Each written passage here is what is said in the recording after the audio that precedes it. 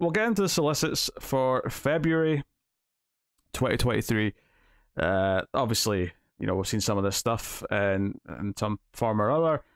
We get to have a look at some of the nice covers, if there is some, and just generally have a look-see. So, starting off with Superman issue 1, which we knew was coming from Joshua Williamson and Jamal Campbell. Start of the new run. We'll see what this new era of Superman's going to be. It interests me. It mentions that it's an oversized issue 1, but it still only lists as 32 pages. So either no ads or somewhere is a typo in there. I mean, there's mistakes in these solicits all the time. I wouldn't worry about it too much. Some nice covers here. There's one of like young Clark in the field, which is quite nice. And not a fan of that one. I like that one. What about I assume that's Parasite's hand coming through like plastic? That looks really nice. It does look pretty cool. Yeah, it's a very, very stylish cover. So yeah, some cool stuff in there. There's a lot of variants for this one actually. It's an issue 1, so I guess they're going all out in the. Yeah, they do, don't they? Yeah. It is worth mentioning it's $4.99, which would indicate that it is oversized. Because unless this is one that's always going to have a backup, in which case that's normal. Yeah, we'll find out next month. I guess we'll find out. Yeah. Action Comics 1052. So obviously they're highlighting these new super lines here at the start. So you got Johnson on the main story, but you've got the Dan Jurgens and Leah Williams backups. Dan Jurgens, I won't mention this every time, but just to reiterate, since it's just still a new thing, he's doing kind of the sequel to Lois and Clark. That he did, just before Rebirth, which is set during that time with young John Kent. And then Leah Williams, I believe, is in a Power Girl story. So, yeah. Cool stuff. Something I'd like to say is during all the marketing of this, you use the word backups then. They've been very careful to avoid using that because they're billing it as 3 equal value stories. Okay. I would maybe like to see them change the order in each issue, like rotate which one gets to be first to kind of highlight that they are supposed to be equal value. I don't think they will, but I can see it always being the Superman story first, just because he's the headliner. It probably will end up being that, yeah. Yeah. Interesting to see what the page counts for each story is then, because there's not enough pages for 3 20-page stories. So, I mean, no. You say equal, but I've got a funny feeling it's still going to be 20 pages for Superman, and then the rest, split up for the other 2. It may well be, and if that is the case, by all means, keep calling them backups. Yeah, and that's okay. There's nothing wrong with them being backups. Like, I actually think this is a fun idea to give some of the sub, characters some stories. To be honest, I don't think that's a bad choice. Yeah. Just I've been noticing how they've been calling them, these 3 equal billing stories. They've not wanted to call them backups. Yeah. Connor Kent's on the cover of this one, and I'm only pointing that out because the cover for the current issue that's coming out next, or that just came out, has like the super family all floating in front of the Fortress of Solitude, and Kenan Kong's even there, but I noticed that Connor wasn't, and I thought that was quite funny. Also, it's a throwback to earlier Rebirth days. Yes. And the 2 kids are in this one as well because they've got their own super suits now. So we'll get more into that stuff. I mean, I don't know if you're caught up in action. I am not. No. Well, this is the 2 kids that he saved from War World, who him and Lois have basically adopted. So I'll get that. Yeah. So that's cool. Cool stuff. I don't like that main cover, but they're all in a sort of group. Well, that second cover is quite nice as well, actually. Quite a few nice covers, to be honest. Yeah, the second cover is like the background's the blue, so all of their blue in their suits is just sort of the background, and like the other details are just drawn over the top of it. Quite interesting. There's a really stylish one by Fornes. Is that the one with the kid on the treehouse? No, Fornes is what I'm guessing is Metallo. Oh, right, yeah. Robot head. Yeah. Oh, yeah, I mean, I love a good cyberpunk looking bit of art, so I'm all for it. Next up, we have Lazarus Planet Next Evolution issue 1. This is a one shot, and it's got a bunch of different writers here, so it would definitely imply I mean, my assumption from this is that this is going to be a lot of shorts that lead into, you know, other things coming up, perhaps. So yeah. So there's a lot of neat names on this. Writers, we got Ram V, Brandon T. Snyder, Chuck Brown, and Delilah S. Dawson. Art, we got Lalit Kumar, Laura Braga, Alitha Martinez, and Mark Morales with Rowe and Stein. So, yeah. So, interesting stuff here. And it looks like we've got a variety of characters here on this. Who's this one with the scope thing on the cover? Who's this? I don't know. I'm looking at the solicit text. I'm going to say this is the heroic Deadeye. Okay. I was going to say it looks like some sort of weird redesign of Deadeye, but yeah, fair enough. If I'm forgetting this is Lazarus Planet, so yeah, we've got all these weird. So we got Red Canary and stuff. Yeah. That's fine. That's fine. So I'll see how much I'm into the Lazarus Planet stuff before I commit to any of this. But there's again some decent covers for this. Has to be said. Yeah, definitely. Has to be said. We also have Lazarus Planet Dark Fate issue 1, which is Tim Seeley, Joshua Williamson, Dennis Culver, A.L. Kaplan, and Alyssa Wong, writing with art by Baldemar Rivas, Chris Burnham, A.L. Kaplan again, and Haining on art. So, yeah. It looks like exactly the same, just with a different set of characters. Yeah. Which I think is how kind of Lazarus Planet in general's like doing its thing. It's all these kind of... Yeah, even to the point where both of these books have a Marquez cover as their primary, and even the next book that we're going to get to. So it very much feels like 3 books kind of doing the same thing. Well, the next one's a little bit different in Lazarus Planet Omega issue 1 is the finale of the whole thing. That's because it's the book ended by Mark Waid's issue. So this is Mark Waid and Jean Lune Yang writing, with art by Ricardo Federici, Billy Tan, and more to be announced. So this is going to wrap everything up, is this one. So, yeah, going to be kind of a weird mini event, or whatever you want to call this, because it doesn't feel like a big event. It feels kind of like a one of these little, we can all kind of go wild with these weird other versions of characters kind of thing. Yeah. But yeah. A lot of characters on that cover. There is. That second cover is very nice, though. I'm not sure what... is that Ben Oliver, maybe? I don't know. Yeah, it could be. Regardless, again, lots of nice covers, and there's a lot of variants for this one. So... I see there's a Jem Bartel one. I figured you'd like that, yes. Yeah. Oh, I do like it. There you go. Next up, we got Batman vs. Robin issue 5, continuing the Mark Waid story. Have you caught up on this? I've read I don't know. I've read some of it. I don't know if I'm caught up. Well, there's only been 3 issues, but there's a lot of things that have kind of went down. I think I've only read 2. Okay. Yeah, I think I've got 1 more to read. I shall not say anything then, but... yeah. Yes. But yes, very, very curious. What's interesting... This is the final issue. Yeah, this is a 5 of 5. That's why it was so weird to read that there was a whole, this mini event thing spinning out of issue 4. It's like, wait, the second last issue of this miniseries is spinning out into stuff? That's fine, because a bold new chapter in the lives of Batman and Robin begins in this issue, because they have to make sure you come back for the final issue and not just of course worry about whatever was coming next. Yeah. To be fair, I've actually really enjoyed it for the most part, and I like that Wade's really getting in deep with the continuity now with this, and obviously even more so that he's taken on other projects. So it is interesting some of the deeper cuts DC are willing to make with the continuity right now. Obviously we'll talk about it later, but referencing Gotham Central in current continuity is a pretty deep reference at this point in terms of just sheer time. I love it. It's perfect. Do it. Yeah, I'm not complaining, but it's definitely a change in direction to what they've been in recent years. We just had to get rid of Didio. That's all it was. Basically. We got rid of that. I want to swear so bad.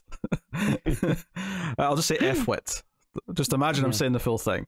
I'm sure many people can imagine that perfectly fine. Yes. And mean, most people probably thought it themselves at some point about him.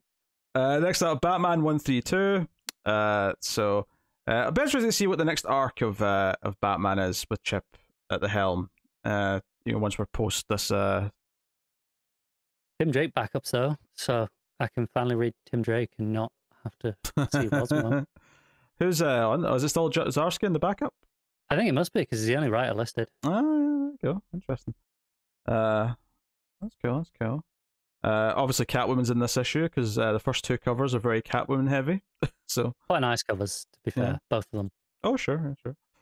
But yeah, very cool. Batman and the Joker, the Deadly Duo, issue 4. This is the Mark Silvestri book that neither me or Matt decided to try just because we read the title and went, I don't know. This is the one that was like a decade in the making. Like it was announced a long time ago in a different format, and yeah. Yeah, no, I'm all right. Thank you very much. But yeah, no, it exists. It's still going. Very good. The Riddler Year 1, issue 3. Only issue 3 in February. I must have taken a month off at least somewhere. Because issue 1 already came out this month. Oh, yeah, must have done that, yeah. It is shocking how long you were doing the math in your head. I'll be honest, I didn't know what month we were in. Oh, Jesus. Shocking. That's a long year. Honestly, I would have tried issue 1, and the only reason why I didn't is because this might have been one of the weeks that we were doing a lot of books catching up from when we were off for a week. So I never read it, sadly, but I was curious. I was curious. Batman One Bad Day, Clayface, issue 1. This is Colin Kelly and Jackson Lansing with art by Zermanico. You know what? The writing team doesn't makes it worth reading. Yeah, the writing team isn't that exciting, but then you put in Zermanico. Okay, you've got your linchpin. I mean, just look at that Zermanico cover. Yeah, it's very, very nice. With it's Clayface, and then Batman's also kind of like made out of clay, or he's coated in clay, whatever you want to call it. But it's very pretty. Yeah. So I think he's made out of. It looks like he's coming out of Clayface's hand. It does look like that. Yeah, it does look like that. Yeah. Second cover I'm not as into, and it's not that it's even that bad. It's just that compared to that first cover, it's so kind of cartoony that it just give me that stylish main cover. It's not like a terrible cover. Yeah. But... Nightwing 101. What we're learning in this, I wonder. Yeah. Yeah. That's a good joke. Everyone liked that. I know they did. So Tom Taylor's run continues. Obviously issue 100 is a bit oversized, if people remember. In fact, so is this one actually, but the looks of it, 40 pages. Interesting. So I mean, it is $4.99, but it's got the extra pages. So just it mentions about the new team of Titans in this issue, and that's because partially they're kind of being the main team going forward for the rest of the year. It seems they're being adamant that there's not going to be a Justice League book for a while. Oh, okay, that's cool with me. And I don't think in universe there's going to be a Justice League either. I think it'll be the Titans stepping up. Yeah, so that's cool.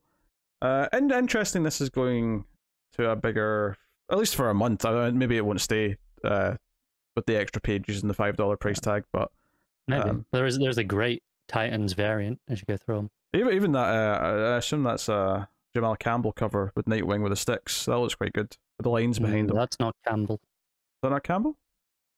That's not Campbell's signature. Oh, fair enough. The shading was kind of Campbell-esque, but that may be Travis Moore, maybe then? Price is the signature, or something like that. You mean Picat, maybe? Maybe? No, that's a writer. There's no price in that. There's like 3 variant artists listed, and none of them have prices. There is, but the signature is just on the right. Just if you look under where his hair's yeah, I see it. Price definitely looks like a price. Price with a Y. Well, none of them, unless Vasco Gargiev goes by Price as a pseudonym. Yeah. I don't know who that is, but the Titans covers. That's the Moore one, right? I think so, yeah. Yeah, that'll be the Moore one. It looks like Moore. So, yeah. Oh, that's nice. We got Poison Ivy issue 9. So, there you go. I kind of forgot that wasn't a mini. Well, it kind of was, and then it got extended to 12, and then it may get extended again more, they said. Well, yeah, I don't see a of 12 in that. No, I don't think they are, because they're kind of treating winging it. Yeah, because I think it did say like 1 of 6 originally or something like that on the cover, but then they changed it to just ongoing or something or whatever. I don't know. I remember seeing like a tweet about how the cover had changed its labeling. Yeah, I vaguely remember that. So, if you're into Ivy and Harley being romantic with each other, it seems like you're going to enjoy this issue. It's been a good book so far. A little behind. I think I'm 1 issue behind still, but it's pretty good. Yeah. So there you go. I like Wilson's writing, so I wish she was on something that I cared a bit more about. But I'm glad that the book's good for people who are into. And I like both characters well enough, but I'm just not necessarily into them as having their own book. Detective Comics 1069, obviously just continuing Ram V's run. Yeah, all fine and well. Yeah, so Mr. Freeze stuff going on. Not mad at that. Well, and those covers still phenomenally styled. That one with the red like smoke monster or whatever it is particularly nice, I think. That is very good. That's very good. Oh, and there's another version of it where the background's black and white. It's just the red that's in color. Oh yeah, that is gorgeous as well. We got Static Shadows of Dakota issue 1. Let's see what this is, because I don't know.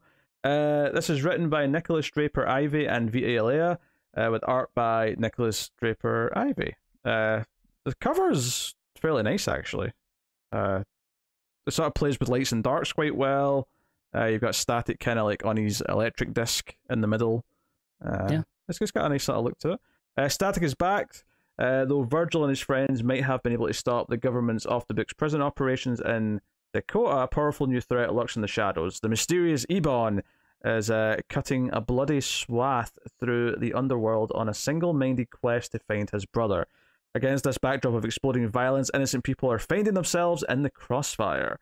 The breakout creative team of Nicholas Draper Ivey and Vita Alea have returned to make Static's life and Dakota City very complicated indeed. You'd never felt shotless. Is Dakota City like Static's fake city in the DC universe? I think so, yeah. Okay. Is it just continuing the milestone stuff, right? Which we've not really started. Yeah, we've not really looked at the milestone stuff much. But I wasn't sure if this was a real place, because obviously there's the state, North and South Dakota, and I was just wondering, is this what it's talking about, or is no? The it said Dakota City, and I went, oh wait, no. Is this a real place somewhere? Specifically a city. Yeah. There is a Dakota City in Nebraska. And there's one in Iowa. Oh, so it could be one of those. It could be. I don't think so, but yeah, I don't know. So that's cool though. It's another 6-issue mini for Static. It's nice that these milestone books are getting sequels of some form, because I think you could have been not blamed for worrying that they wouldn't sell enough to get that treatment, but it's nice that they are keeping them going. So yeah, that must be pretty consistent. Yeah, and speaking of, Milestone 30th Anniversary Special is a one-shot out. This is kind of like the other 100-page specials you get that are anthologies, except this one's all Milestone stuff with a big list of names. You got Chuck Brown, Nicholas Draper Ivey, Stephanie Williams, and others on writing. Nicholas Draper Ivey, Yasmin Flores Montanez, and Dennis Cowan, and others on art. So they haven't listed all the names yet, but if you've read any of these anniversary issues for the characters that we've done in the past, you'll know exactly what to expect with this. Yeah. On the bright side, we've not been reading the milestone stuff, so we can skip this 100-page issue. Oh, sure, yes. Those things are hefty. They are hefty. And then we got another new mini for Milestone, which is Icon versus Hardware issue 1, which is a 5-issue mini. So, we're getting a crossover book for one of their next batches. Yeah. Interesting to see them solicit a book without an artist. Oh, really? Yeah, TBD. By TBD, yeah. That's interesting. Maybe it's just a case of like, I don't know, they've just not quite put pen to paper, so they don't want to actually say it yet, but they're just finalising it. I would hope so. I would hope it's not a case of, we don't have an artist lined up yet, but we're going to have this book out in February, don't worry. It'd be so weird to commit to it when they could just wait and solicit for a month later if they have to find an artist first. So I have to assume that they have something cooking. Yeah. They're claiming this is a jumping on point for the current milestone stuff, even though it's the the kickoff of an event. So we'll see. Okay, interesting. Then we have we do have another 100-page special that we might actually want to read, which is Shazam: Fury of the Gods. There's a lot of names on this one. Shazamily Matters, issue 1. See, I wish they'd just called it Shazamily Matters. I know, that would be way funnier. I also hate that they called it Fury of the Gods special, because you're tying it to a movie. I mean, I know Zachary Levi's written one of the stories, right? I get that, but I assume the movie comes out in February, at least allegedly right now. I think it's March is technically listed for, so, you know. Okay, close enough. This is on sale on the 28th of February. So yeah, probably like a week or two before. So basically March. Yeah, so writers include Zachary Levi, Grace Caroline Curry, Ross Butler, DJ Corona, Adam Brody, Faith Herman, Henry Gayden, Colleen Doran, Josh Trujillo, Tim Seeley, and others. And others? That was already like 10 days. What are you doing, others? Yeah. Art by Freddie Williams II, Andrew Drillian, and Jim Lee and Scott Williams. That's cover. Sorry, it's on the same line. So we have like 12 writers and 2 artists. I'm sure they'll get some more artists before it comes out. I hope so, because otherwise those poor artists are doing 45 pages each. I said this is one that we're going to have to probably do before I realised it was a movie tie-in. Now it looks like it's going to be all like the movie versions of characters. It's probably an easy skip, sadly. But because I assumed when I glanced down and saw this, I thought, are those all like actors for the movies? Yeah, these are all the movie actors. Obviously, you got like a few towards the end, like Tim Seeley. That's obviously not. But are the rest of them all the actors, and they're just like paired up with someone? Oh yeah, because Adam Brody's there. You're right. Yeah, that's a good point. Yeah, maybe they're all paired up with an actual writer. There's a co-writer too. Yeah, that's a good point. No, I was saying the cover. Like, it's all the likenesses of the actors on the cover. So. And then it has an actual movie cover with all with just all the actors. I always hate when you get a comic cover that's just a photo. It looks really weird to me. I don't know. I don't like it. I hate as well they do it with books. Like when when the movie comes out and you just get the movie poster as the book cover. At least if it's a movie poster that's like a piece of art, though, I don't mind it as much. But a photo is that's a magazine. A magazine uses a photo of actors, not a comic book. That's weird. That should be the cover on like Empire or something. Yeah. So maybe that is a skip then, because typically with really badly photoshopped heads on them. Oh, for the act, like every single one of them. You're right. They do look quite rough. That looks so badly done. Yeah, a lot of their necks look a bit tall. Like, why don't they just have photos of them? Like, I don't understand why. There's definitely some shots of them in costume, like for publicity. That's what they exist for, people. Oh, I'll never understand. Next up, we got DC Ruby issue 1. I swear we've had this book 5 times already, but they're doing it again. Yeah. So Bennett writing though, that's not nothing. I don't know if Margaret Bennett's that much of a draw to me. She's really solid. I've liked pretty much everything I've read from her. I don't know, her Batwoman kind of fizzled, I would say. Yeah, no, that's fair. Yeah. I'm not saying she's like amazing, but I've enjoyed most of what she's said. Holy shit! Swamp Thing Green Hell issue 2. What? When was issue 1? When was issue 1? Look this up for me. Last year. I know it was last year, but when was Green Hell issue 1? Because it's been. Where's my Titanic gif? It's been 75 years. Let me see. On sale. Oh, okay. December 28th last year. So the very last week of last year. 2021. So it'll be like 14 months to get issue 2 out. I don't know why it's taken so long. That was a really good issue. I'm going to have to reread the goddamn thing before this comes out because it's been too long. It's been way too long. Yeah, but what the hell happened? But it was good enough that I know I definitely want to read this and talk about it, so I'm going to have to reread the first issue. See, I say that, you say that, but I'm like, I don't want to read it if I'm going to have to wait 14 months for issue 3. Well, one would hope that it's not going to be the same again. One would hope that, but they also did solicit this issue as well. Yeah, but to be fair, this is clearly irregular. Whatever's happened here. Yeah, this was, I'm pretty sure, solicited for last February. Do you think they just got the year wrong? Maybe someone put it on the calendar, due for February 2023. Who knows? Maybe Doug Mankey was sick. Maybe he had like family things to deal with, and they just sort of waited for it to, to be done with. I don't know what the reasoning is, but regardless, I'm fairly confident it won't take 14 months. I mean, it might take 6 months, but it's not going to take 14. No, I'm not willing to say I'm fairly confident in that. I'm confident. The first issue was great though. These covers are very nice. I'm excited to. These are all the same covers we had Solicit last time, because I remember at least 2 of them. Well, whatever, they're still good. They are still good. Yeah, so I'm sure we said that a year ago as well.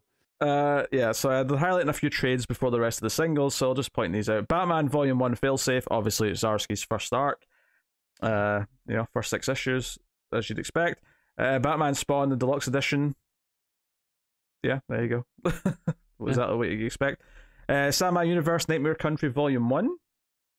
So this is the hardcover of the first. It doesn't say, but I'm assuming 6 issues. 184. Could be 7 at a push. It says that it includes a mini print of Death of the Endless by Jenny Frison. So probably 6. Sandman Universe Nightmare Country Volume. Wait, was that not what I just read? Oh, so what you had before was like a hardcover version with some exclusive cover art and stuff. Collectible hardcover. Okay. Whereas this one is just the trade. Yeah. Okay. Well, okay, you get trades for those. Deceased War of the Undead Gods. Also, it was 6 issues. It says in the paperback version. I saw that. Yeah. Surely this is meant to say Volume 1. There's no way. War of the Undead Gods is only 8 issues. Oh, that's true. When's this solicited for? May. Oh yeah, I guess that works out. I was thinking it wouldn't be ready in time, but yeah, fair enough. Yeah, if we just did issue 4 this week, right? Yeah. So yeah, that works fine. DC vs. Vampires Volume 2. That's what you'd expect. Task Force Z Volume 2. It's the back half of that miniseries. They're doing one of those box sets where they put a few trades together. So there's 3 Flash trades going together. And they are Fastest Man Alive, Flashpoint, and the Batman 1989 movie So this is for the new movie coming out. It does say, read the stories that inspired or were influenced by the motion picture The Flash. Which allegedly is coming out. Hold on. Read the stories that inspired the motion picture The Flash, and one of the 3 is the comic adaptation of the 1989 Batman movie. Well, that's because Keaton's in it. No, I get that's why it's there, but that's just... No, that book exists... That movie inspired The Flash. Oh my... No, piss off. Just piss off with this logic. I can't get on board with this at all. Batman, the 1989 movie adaptation, is getting a new printing, new soft cover. On its own, outside of that box set. Yeah. I've actually seen a few pages of this because in my old Blu-ray of the movie, you got like the first, I don't know, 12 pages or something like that. Fair enough. There's like a little preview. Very Ordway art, so it probably looks pretty good. Yeah, it looks alright. Yeah, it looks not bad. Yeah. Then also Flash, Fastest Man Alive. And then Flashpoint got a new edition, which I'm sure Flashpoint's always been in print. I'm not sure anyone's desperate for a new version, but that's fine. Wiz Comics issue 2 Facsimile edition. Batman, The Doom That Came to Gotham new edition. This is Mike Mignola and Richard Pace with art by Troy Nixie and Dennis Janke. I'm not familiar with this, but it's a 3-issue miniseries. It's very good. Is it? Yeah. Yeah. Definitely recommend it to anyone who hasn't. Yeah, well, there's a new printing of the 3-issue miniseries coming out, so it'll be easy to get. Although this is an old cover. Look at the DC logo in the corner. That's the Corporate Peel logo from 10 years ago now. It is, yeah. I guess they forgot to update that on the file and just whipped out the old version. I guess they did. Batman Who Laughs Deluxe Edition. I guess that's worthy of a deluxe. So. I mean, honestly,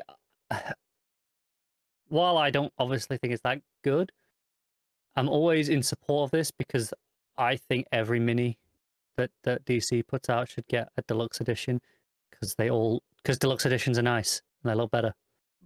I mean, I don't dispute that, but I feel like this is getting a deluxe because Scott Snyder wrote it, not because of anything else. Yeah. So. Yeah. Alright, so back out of the singles then for February. We got Batgirls issue 15. And I've been enjoying this book. I think it's gotten markedly improved after issue 1's like overstuffedness became less of a thing. That's fine, but the most important part is there's a Dan Mora variant. I mean, that's always good. I like the main cover with Steph as well. I actually like all the covers, so... Yeah, Dan Mora cover is very nice. I love how they all have like different colors in the costumes, so they always look good as a set, you know. Yeah. And then even Nightwing's on that cover with the blue just to add to it. Yeah, they all look nice. There's a bunch of nice covers for that issue. Batman Incorporated issue 5. I forgot this existed. If I'm honest. Even on Infinite, where I'm like, I could read it. I still haven't. Yeah. Batman Superman World's Finest issue 12. Yeah, we have Emma. I assume that's Emanuela Lupacino. It's just they've shortened it. I assume so. They've just maybe decided to give it a shorter name from now on. Yeah. I mean, Emma's easy to say. Okay. Yeah. But yeah, so yeah. I mean, look, obviously, we love Dan Mora on that book. Dan Mora needs a break. Also understandable. Lupacino's a great fill-in. We still get a fantastic Dan Mora cover though, because you got Robin and Supergirl in the foreground, Batman, Superman in the background. I love just kind of because it's set in the past. We get these more Silver Agey looking characters, and I dig it with the Dan Mora art. Yeah, it really works. Yeah, so all very nice. Yeah, Batman Beyond the White Knight issue 8, which is the final issue of that miniseries. And then we got Batman Gotham Knights Gilded City issue 5, which is the penultimate issue of that one. That's the tie into the game, yeah? I would assume so. The game that is crashed and burned and I assume isn't selling very well because it's already on sale. It's already on sale and doesn't run very well on a technical level, and just finding out simple things where it's like you're hoping for, oh yeah, give me more of that Arkham combat, and then oh, there's no counter button in this, and there's no jump button. Like what? Yeah, it's a bit janky. Very, very weird. Batman: The Adventures Continue, Season 3, Issue 2. So that's going on. As is Batman: The Audio Adventures with Issue 6. We got Black Adam, Issue 8 of 12. And as most of these have had nice covers, this one continues that trend. Yeah, I would actually expect this one to only be 12 issues as opposed to get extended. I think Priest likes the, works well in the confined format, and then we'll do something else after. And not only that, I think you also have the fact that this in some part, even though it's not a tie-in to the movie, probably exists because of the movie. And by the time this is done, it'll be, 100%. I mean, I know this past week, James Gunn, obviously, is now in charge of all this stuff, was tweeting pictures of Mr. Terrific. I think it was that Alex Ross cover from JSA, the earlier John stuff. When they did all those like the blacked out covers with all just one character on. They did a whole run of them for a while. Give Priest a Mr. Terrific book next. Why not? Yeah, why not? I'll read that.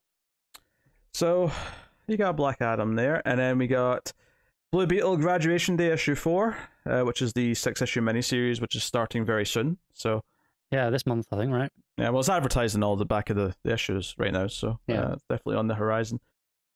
So no, I mean I'm glad for Jaime to get new minis and series every so often. He's kind of like a nice little character to keep continuing.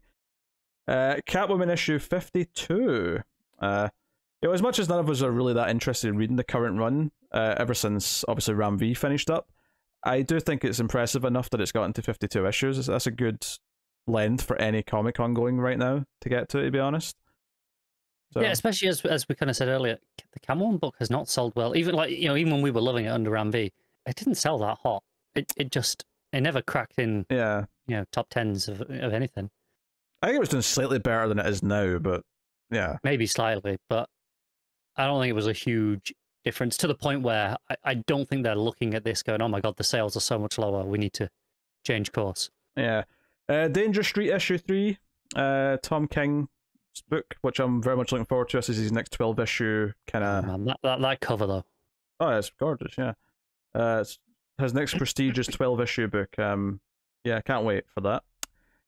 DC Horror presents Sergeant Rock versus the Army of the Dead issue 6, so that's wrapping up the Bruce Campbell written horror book with a zombie Hitler. with zombie Hitler. I mean, of course, it ended with zombie Hitler, right? What else would it end with? It's a fair point. Like it's the only logical conclusion. Deceased War of the Undead Gods issue 7 is coming out in February, so very cool. GCPD The Blue Wall issue 5, penultimate issue of that. Yep. Digging, you can see Mayor Nakano on that cover there. I like that it's still kind of in continuity, even though obviously it's focusing on, you know, a very different set of characters. It does feel very much like in continuity, though. Like nothing about it feels out of place. No, but at the same time, it could easily just be taken aside and you could adapt it without, you know, it mattering, because it's all on its own, self-contained. So, very nice. Gotham City Year 1, issue 5, penultimate issue of that. So, very cool. Harley Quinn issue 27 is coming out. I don't know if there's anything interesting to say about that. Probably not. Harley Quinn, the animated series, Legion of Bats issue 5, which is the penultimate issue of this animated series tie-in. I'm just reading the description for Harley Quinn. It says 50 to 80 Harleys from other universes. Is that a Wild Hogs reference? Going back to those days of Twitter, before Twitter was on the verge of dying. Maybe, for all we know, it's dead already by the time you see this video. Was it 50 to 80 Wild Hogs? Was that was that what it was? I don't remember. Do you not remember this part of Twitter? That one day where that was the thing.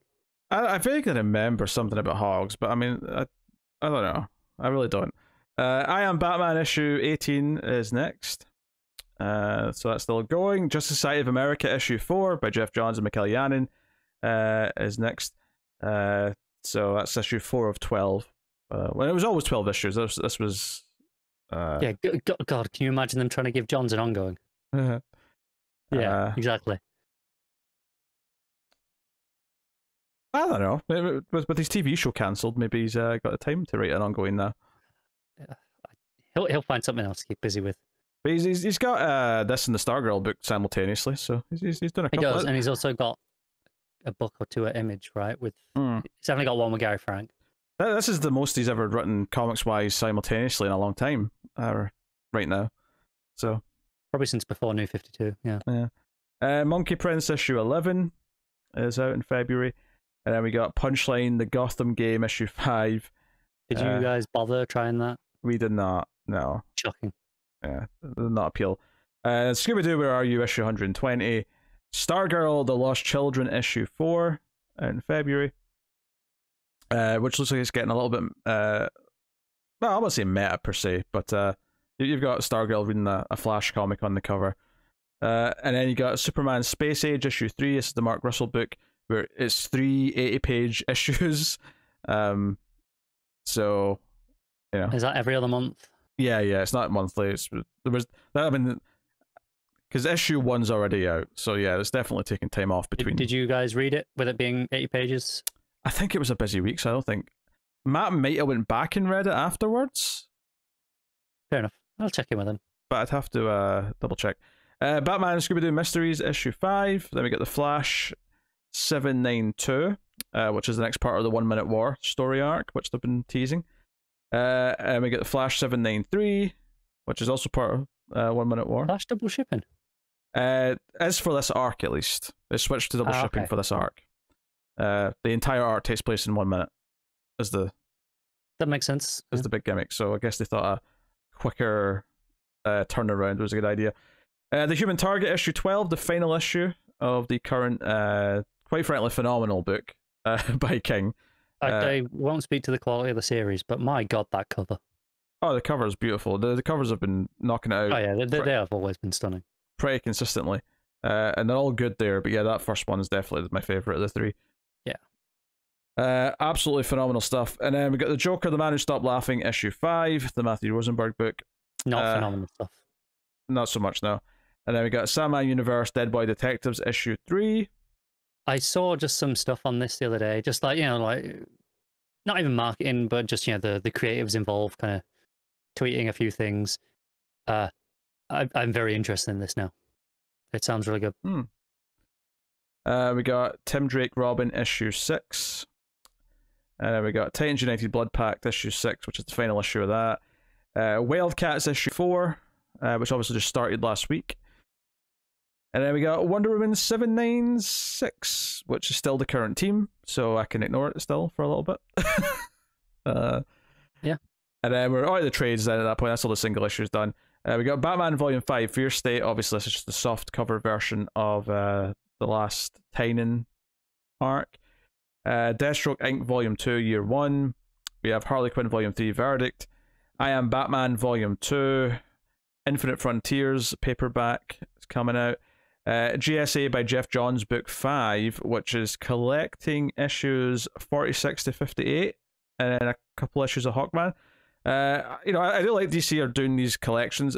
I feel like they're becoming less relevant if you happen to be digital because, well, you can just get Infinite Ultra. Yeah, and with Infinite, specific, I think it is specific for Ultra, I'm not sure. At some point this month, still some ethereal up in the air date, they will be adding trades as well as just single issues to make things like this even easier for reading through. Okay. Well, especially older stuff where you are jumping around a lot. Yeah. So I don't remember, what this correlates to in terms of like the old, because I don't even think all of it was released in single trades. But no, it was a mess. But yeah. This is it says Black Rain. Well, so that's the Black Adam stuff during that run. Yeah, I'm just trying to think of like how far into the run this is. This is probably into the second omnibus, I imagine, by now. Yes, or I'm pretty sure. Yeah. Yeah, maybe even the middle chunk. If the first omnibus was split in 3 for the first 3 trades, this is probably the middle chunk of the second omnibus, I would guess. Yeah. But good that they're still continuing with it. All the same. Then we got Legends of the DC Universe, Carmine Infantino. So it's kind of a hodgepodge showcase, of different issues. Multiverse 18 Justices trade collection, Naomi Season 2's hardcover collection, Power Girl Power Trip, which is a 12-issue series, which I have not read, but this is Palmiotti and Connor and Justin Gray series. It was very good. I enjoyed it a lot. When was this? Was it this pre-New 52? Oh yeah. This was a good while before. Yeah, I thought so. Robin Volume 3, Secrets and Shadows. This is the last of the Williamson run paperbacks. Obviously ending with issue 17. We got Sandman Mystery Theater Compendium 1, which has Sandman Mystery Theater issues 1 to 36 and the annual issue 1. This is kind of a wild paperback collection to throw out. Yeah, it's interesting. That's something I've always kind of been meaning to read and just not got around to. Yeah, this is Matt Wagner. Hopefully they'll throw that up on Infinite. So. Yeah, this is Matt Wagner and Stephen T. Siegel. Well, the good thing is if they're adding in trades at the Ultra tier, even if they don't add the single issues of this, then you may still get the trade collection. Yeah, they've been adding in, like, they've said they're going to add more Vertigo stuff as well. So, yeah, it'll be nice when all that drops again at some point this month. But also, they did tell us that it was going to be summer to be outside the US on Infinite, like a long time ago, and it was not summer when we got it. It was like a year later. True. So, I don't trust their timelines when they say things, is what I'm saying.